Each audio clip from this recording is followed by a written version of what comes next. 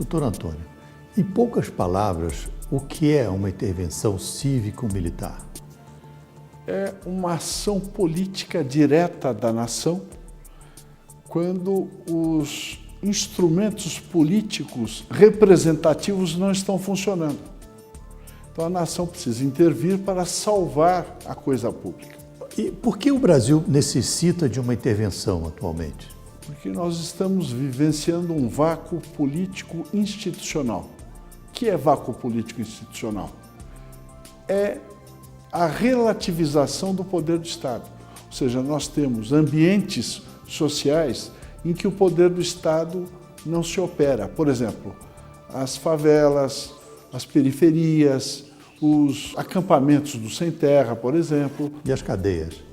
A cadeia é um absurdo, porque cadeia tem que ter disciplina máxima. E você tem uma cadeia entregue a si mesma. O crime é que manda na cadeia. Isso tudo é relativização do poder do Estado. E o Estado foi criado para proteger as pessoas e não para proteger o crime, como vem acontecendo. E como é que seria essa intervenção no Brasil? Veja, a Constituição Federal, sabiamente, sabedoria dos seus redatores, não dos políticos que debateram a Constituinte, sabiamente ela estabeleceu no artigo 1º e no artigo 142 que a sociedade pode ter uma ação política direta através dos seus instrumentos de força, que são os seus exércitos. Qualquer nação tem o exército como instrumento de garantia. E é assim que se opera. A nação, junto com os seus mandatários militares, intervém no processo político, afasta o crime do poder do Estado, faz uma adequação de mecanismos institucionais e convoca eleições gerais. E quais seriam as consequências de uma intervenção cívico-militar? O Brasil, em primeiro lugar, ganharia estabilidade política e econômica, em segundo lugar. O que o mundo precisa, um Brasil forte para comprar e vender mais. E abastecer os mercados com seus produtos agrícolas e minerais. Sim. Essa é a consequência. Então o Brasil sairia da 7ª ou 8ª potência e em 2 anos iria para 3º lugar. Nós ultrapassaríamos o Japão com certeza. Sim. Em 2 anos apenas. Beleza. E qual a diferença de uma intervenção cívico-militar comparado com o tal chamado golpe militar de 64? Veja, em 64 o ambiente era diferente.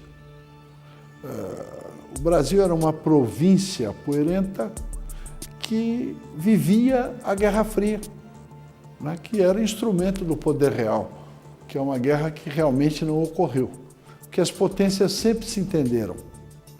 Agora, os países periféricos viviam uma guerra sangrenta que não traduzia a realidade. O Brasil temia que a ideologia tomasse conta da sua vida, afastando as suas crenças e o convívio social adequado. E uma intervenção? Houve a intervenção, e naquele tempo, eu digo naquele tempo que faz tempo mesmo, 64, houve uma intervenção cívico-constitucional também.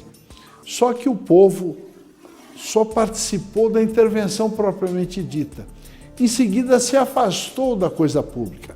E a proposta atual é que o povo continue, mas como? Como fiscal do exercício do poder. São esses mecanismos de fiscalização que nós temos que apropriar o mecanismo do Estado.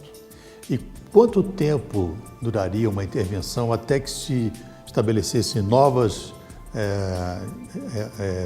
votações e eleições? Em primeiro lugar, a intervenção propriamente dita, o país tem que funcionar rapidamente, com uma nova feição.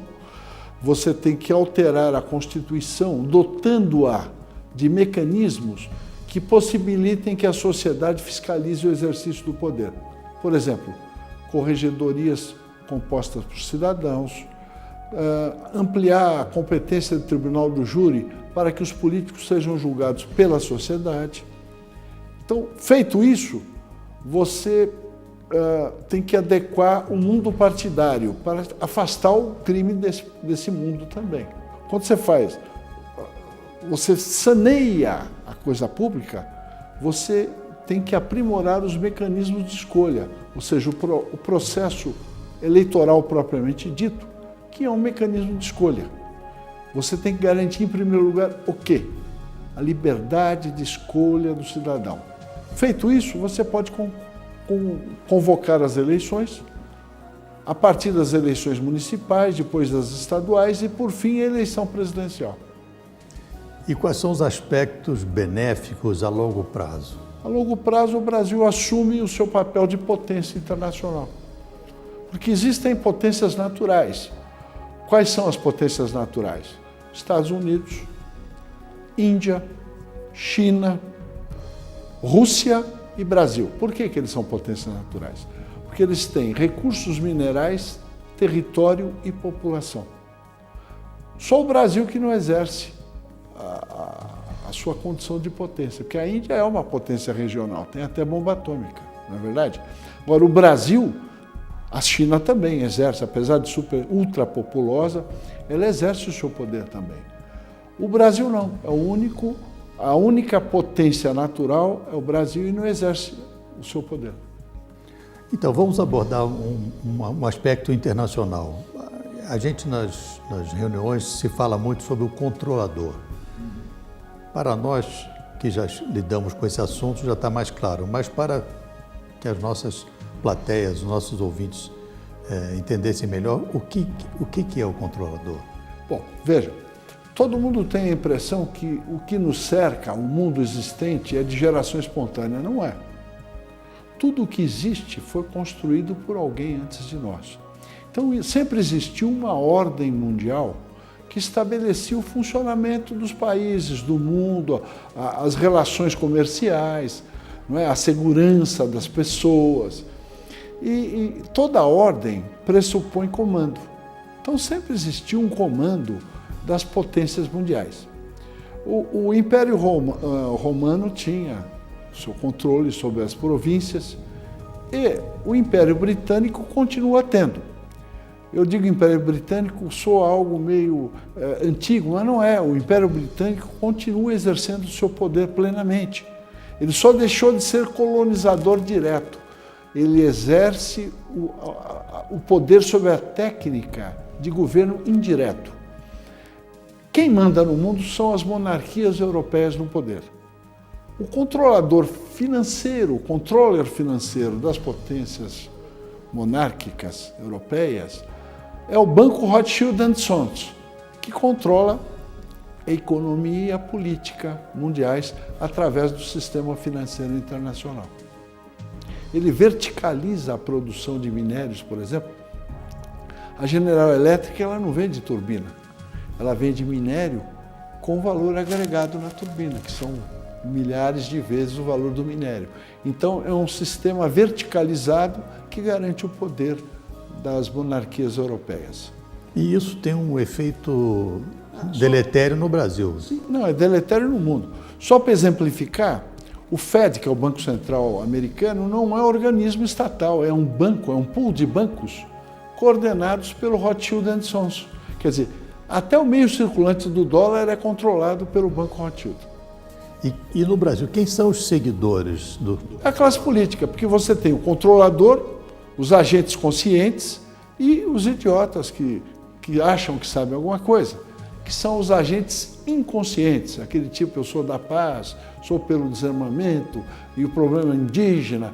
Então, a classe política são os agentes conscientes do controlador. Eles são os gerentes das determinações internacionais que submetem o Brasil à escravidão. Certo. Todos os políticos. Todos. Todos.